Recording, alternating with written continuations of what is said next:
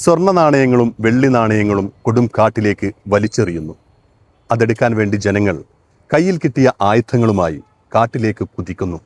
അങ്ങനെ നാണയത്തിന് വേണ്ടിയുള്ള തിരച്ചിലിൽ കൊടും കാട് വെട്ടിത്തെളിച്ച് നിരന്ന പ്രദേശമായി മാറുകയും ഇവിടെ പിന്നിലായി കാണുന്ന ഈ പള്ളി നിർമ്മിക്കപ്പെടുകയും ചെയ്തു.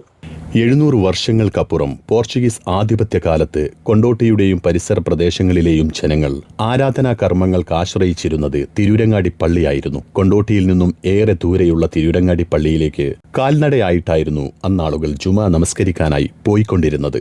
ഒരിക്കൽ കൊണ്ടോട്ടിയിൽ നിന്നുള്ള ആളുകൾ പള്ളിക്കകത്തെത്തിയപ്പോഴേക്കും തിരൂരങ്ങാടി പള്ളിയിലെ ജുമാ നമസ്കാരം അവസാനിച്ചിരുന്നു. തിരൂരങ്ങാടി പള്ളിയിലെ ഖാസി ഇത് കണ്ടു പറഞ്ഞു, ഈന്തിൻ പട്ട കൊണ്ടെങ്കിലും നിങ്ങൾക്ക് നിങ്ങളുടെ നാട്ടിൽ ഒരു പള്ളി പണിതുകൂടെയെന്ന്. ഖാസിയുടെ ചോദ്യം ഇവിടെ ഒരു പള്ളി നിർമ്മിക്കാനുള്ള പ്രചോദനമാവുകയായിരുന്നു. തുടർന്ന് കൊണ്ടോട്ടിയിലെ പ്രമാണിയായിരുന്ന തലയൂർ മൂസദ് പള്ളിക്കായി സ്ഥലം വാഗ്ദാനം ചെയ്തു. കാടുമൂടിയ ആ പ്രദേശം പള്ളി നിർമ്മാണത്തിന് അനുയോജ്യമായിരുന്നില്ല.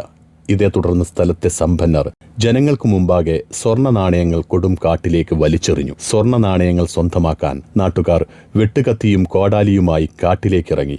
കാട് വെട്ടിത്തെളിച്ചു. അങ്ങനെ കാട് വെട്ടിയുണ്ടാക്കിയ പ്രദേശം കൊണ്ടുവെട്ടി എന്നറിയപ്പെട്ടു. കാലക്രമേണ കൊണ്ടുവെട്ടി കൊണ്ടോട്ടിയായി എന്നാണ് ചരിത്രം. പള്ളി സ്ഥാപിച്ചതിനു ശേഷം ജനങ്ങൾ പള്ളിക്ക് ചുറ്റും താമസം ആരംഭിക്കുകയും കൊണ്ടോട്ടി ഒരു ചെറിയ നഗരമായി വളരുകയും ചെയ്തു.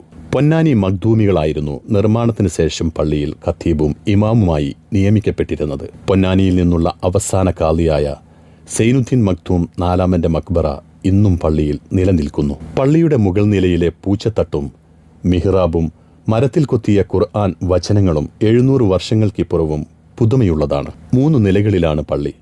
പഴയകാല 4 കെട്ട് വീടുകളുടെ നിർമ്മാണ രീതിയിലാണ് മസ്ജിദിന്റെ നിർമ്മാണം. ചുമരുകളൊഴികെ ബാക്കി ഒട്ടുമിക്ക എല്ലാ ഭാഗങ്ങളും മരത്തിലാണ് നിർമ്മിച്ചിരിക്കുന്നത്. 3-ാം നില പൂർണ്ണമായും മരത്തിലും. കൊണ്ടോട്ടിയുടെ ആത്മീയ സാംസ്കാരിക രാഷ്ട്രീയ രംഗങ്ങളിൽ നിർണായക സ്വാധീനം ചെലുത്തിയ പഴയങ്ങാടി പള്ളി 700ഓളം വർഷങ്ങളുടെ ചരിത്രം പേറി ഇന്നും കൊണ്ടോട്ടിയിൽ തലയുയർത്തി നിൽക്കുന്നു. കൂടുതൽ ചരിത്രങ്ങളും വിശേഷങ്ങളും അറിയാൻ മേഡ് ഇൻ മലപ്പുറം എന്ന ഈ പേജ് ഫോളോ ചെയ്യൂ.